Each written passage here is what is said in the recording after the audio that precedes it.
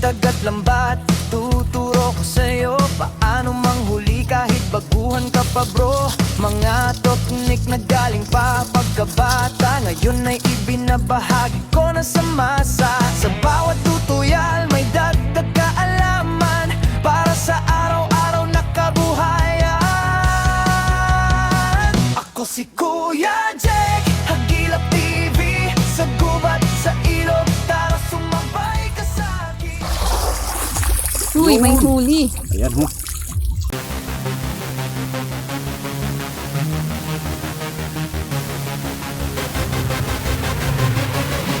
Sa video na to ay mag-aarya na naman kami ng aming panggal trap o native trap na gawa sa buhok at kawayan.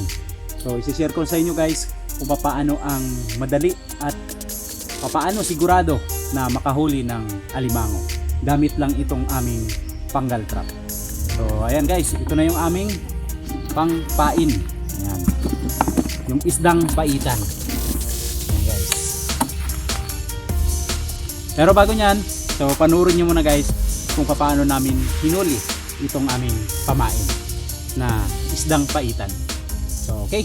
Sa bukid nagmula, sa ilog natuto. Simpleng pamumuhay dito ako buo. Hawak ang itak, pipitang diskarte. Sa gubat at ilog walang sayang na parte. Ilang palabas, ito'y tunay na buhay. Bawat galaw may aral na taglay. Okay. Ako si Kuya Jake, Hagilap TV. Sa gubat, sa ilog, tara sumabay ka sa So ayan mga kagilap, magpapain na kami dito sa aming panggal trap. So ganito lang kami maglagay ng pamain. Ayan, binibiyak lang namin yung isda, saka namin ipit dito sa kanyang painan. Okay, yung aming panggal trap guys ay 6 na piraso. Ayan. At ito yung aming paglalagyan ng pamain. Ayan, iipit lang namin dito sa buhok. Yan, hinati lang sa 4 yung kanyang painan. Okay, pain. Ganyan lang kami yung pain guys. Yan, lagyan namin ng maliit. Nakaipit lang. Para maamoy ng alimango itong lansa ng ating pamain. Saka sila papasok dito sa garaw.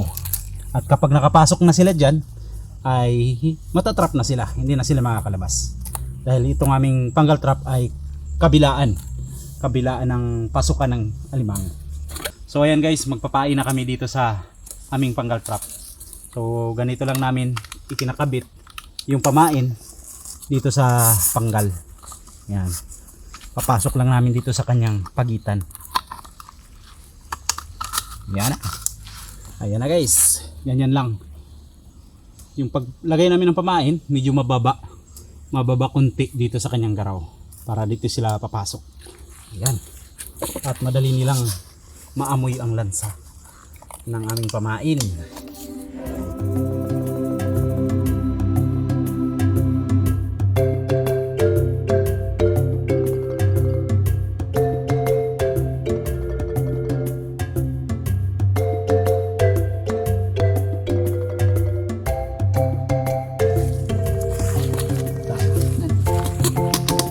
Yun, ayan guys, tapos na kaming magpain. Mag-aarya na kami ngayon. Susubukan natin.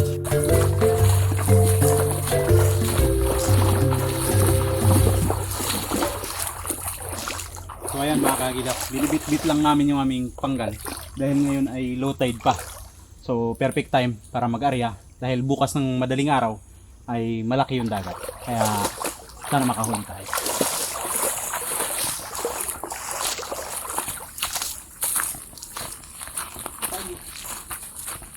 So ayan mga kagilap, dito kami sa area na to. Dito kami simulang mag-aarya nitong panggal. So, dahil dito ay mayroong mga huling natutuyuan. Ito yung mga daluyan.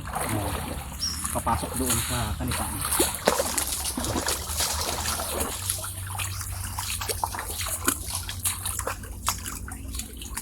Ayan mga kagilap, dito kami mag-aarya sa gitna ng daluyan. Dahil kung mapapansin nyo, itong kabilaan na to ay mayroong mga puno ng nipa. So dito tayo mag-aarya sa gitna. Okay. Yan ang magandang pwesto. Puputo lang tayo guys ng kanyang pang-ikis. Yan. Dito lang kami kung maglagay ng panggal. Ito yung dalawang putol. Ito yung gagawin naming pansapaw. Para hindi makita kaagad ng bayawak. Saka namin lalagyan ng ikis. Yun.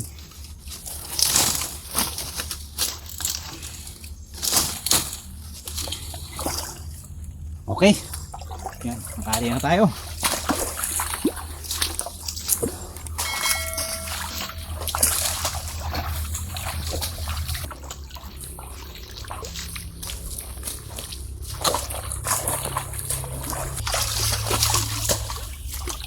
So ayan mga kagilap, dito naman kami mag-aarya dahil kung mapapansin nyo, ito yung daluyan na to ay marami ring puno ng nipa, at dito naman yung kabilaan ay puro puno ng nipa yan.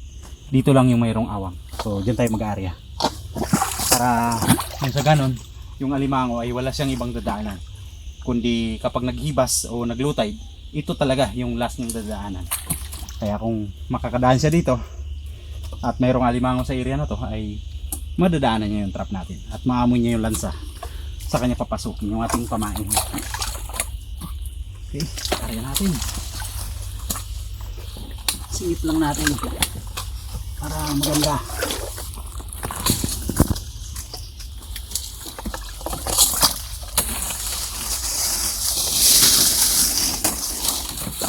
Dalawang ikis.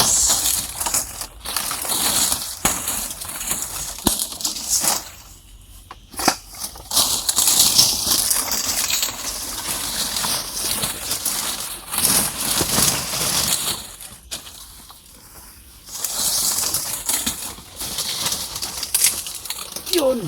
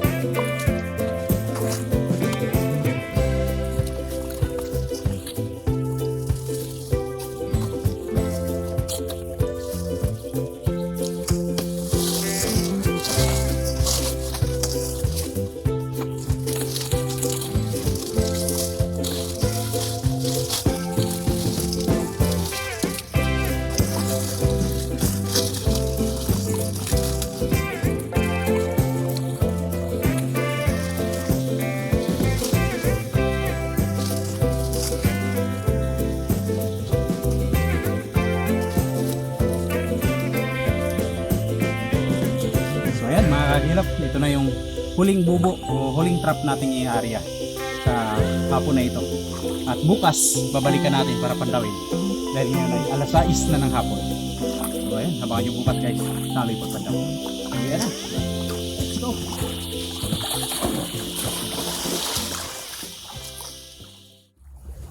So ayan mga kagilap, ngayong umaga ay babalikan na namin para pandawin yung aming mga inaryang trap. Ayan, kasama ko pa rin si Ate Ay, yung ating camera girl. So ayan, titingnan namin kung may huli yung aming mga inarya kahapon. Ayan, tingnan natin guys kung may mahuli tayong alimango sa araw na ito. So ayan mga kagilap, ito yung aming unang papandawin. Yung aming una ring inarya, aming unang kinabit na trap. Ayan, pandawin na natin. Sana may huli. Ayan o. Unang arya, unang angat. Yun o. Uy, Uy, dalawa. Ayan guys, dalawa yung huli. Yung nahuli natin sa isang panggal. Ayan. Mga good size na. Katamtaman lang. Yung pain nila, ubos. Ubus yung pain. Ayan guys, konti na lang yung natirang pain. Okay. Nakadalawa na tayo sa isang unang pandaw. Sakto lang yung dagat dahil medyo pa low tide na ngayong umaga. Ayan. Ito yung ating pangalawang inarya.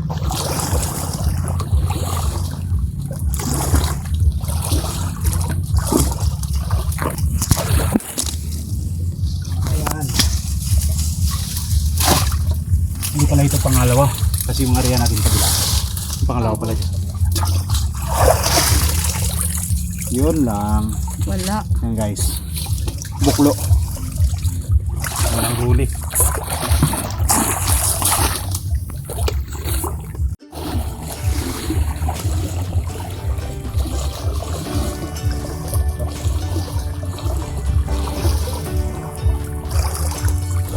Pangatlong pandaw.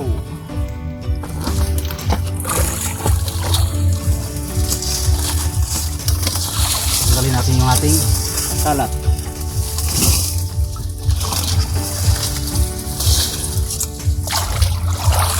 Yun. Ayan, may huli. Malaki-laki na. Lalaki. Laki nga nila. Ayos. Ayan guys, dito sa kanipaan, sa sasaan, hindi ganong lumalaki yung mga alimango. So, yung pinakamalaki dito ay mga kalahating kilo lang yung isa. So, ito siguro mga 1/4 yung isang piraso. Ayan. Okay, sarap na tayo. Pwede na. Binuka niya na yung ating painan. So, wala na. Ayan, mga ngat-ngat. Natala. Okay, now, iwan lang natin. Teka lang. Tatakas. Daw pa kami. Dito pa, sa loob. Siningit lang namin dito sa puno ng nipa.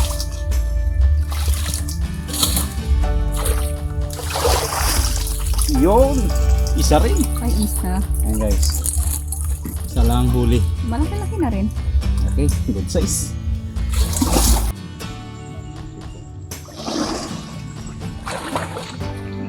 Ayan, last panggal. Oops. Last panggal. Uy, may huli. Ayan mo. Lalaki rin. Lalaki nga limaw guys. Malaki-laki na rin. Mga 1/4. Ayos. Ayan guys, yung mga ngat-ngat dito sa ating painan. Yung kagat ng alimango. Wala ng pain. Okay, ito na yung last. Dito namin yung mga guys yung mga table trap.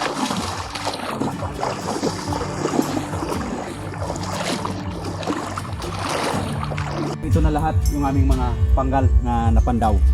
Yung una naming inangat ay dalawa yung huli. Ayan. Dalawa.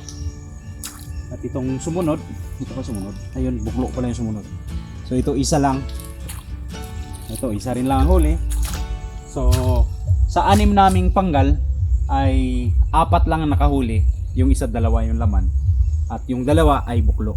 So ayan, legit na nakakahuli sa ganong estilo, sa ganong pag-arya na kailangan na ilagay sa mga gipitan o yung mga masikip na daanan para doon dadaan ang alimango.